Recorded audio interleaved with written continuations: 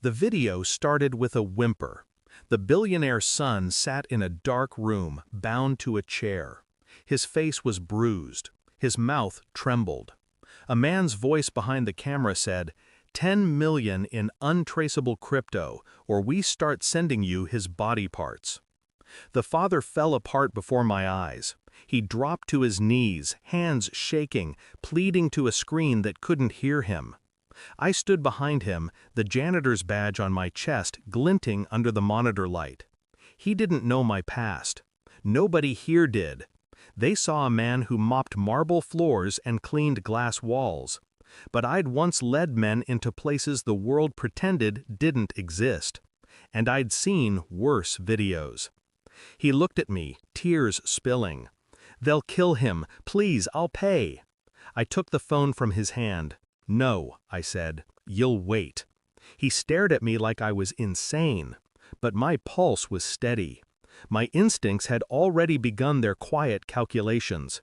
Patterns, breathing, background sounds, shadows. There's always something they forget to hide, and I always find it. The FBI had already failed. 2 days of dead ends and digital noise. But I recognized something they didn't. The boy's eyes weren't just frightened, they were focused, like he was waiting. Someone he trusted had set this up. In war, betrayal always hides behind familiarity. The voice in the video didn't sound like a stranger. It was calm, rehearsed, with that slight American-British hybrid accent the billionaire's assistants all seemed to adopt. His head of security, perhaps? Or the assistant? Or her? The billionaire's wife.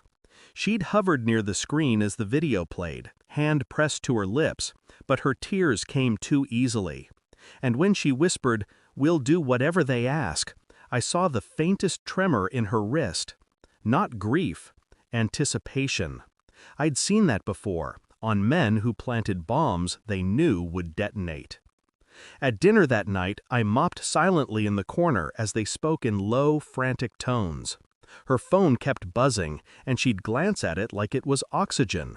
Once she excused herself to the hallway. I followed her reflection in the glass wall. Her voice dropped to a whisper. "Yes, it's working. He'll pay anything." Then silence, a slow inhale, a faint smile.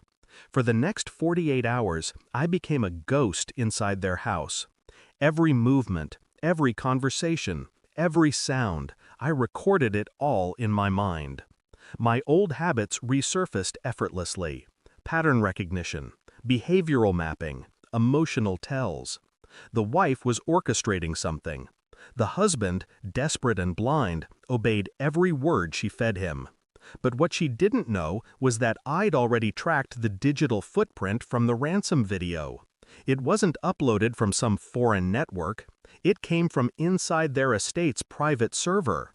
She hadn't even bothered to mask her route properly. Greed makes people sloppy. That night, I accessed the house's security feeds.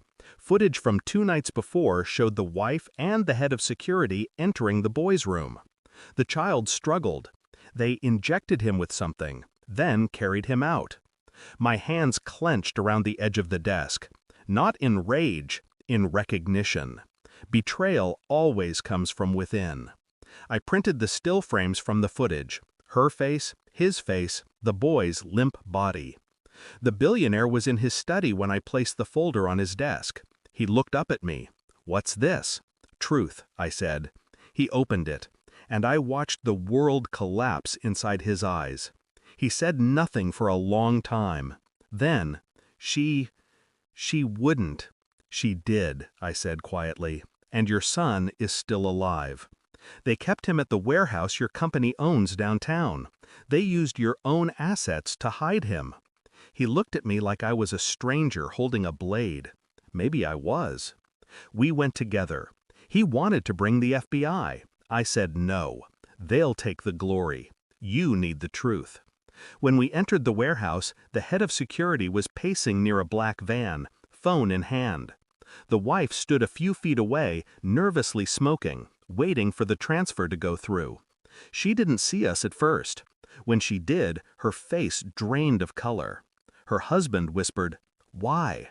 She stammered, reaching for words that didn't exist. You don't understand." I stepped forward. "Money. Control. You wanted him to suffer for ignoring you." Her lips trembled. She tried to speak again, but the truth hit harder than any blow. He walked past her and opened the van. His son was there, dazed but breathing. The silence that followed wasn't relief. It was death, of illusions. The next day, I handed in my resignation. He offered me money, protection, anything I wanted. I wanted nothing. Some wars end not with a gunshot, but with a realization that no matter how far you run, betrayal finds you wearing a different face. I walked out before dawn.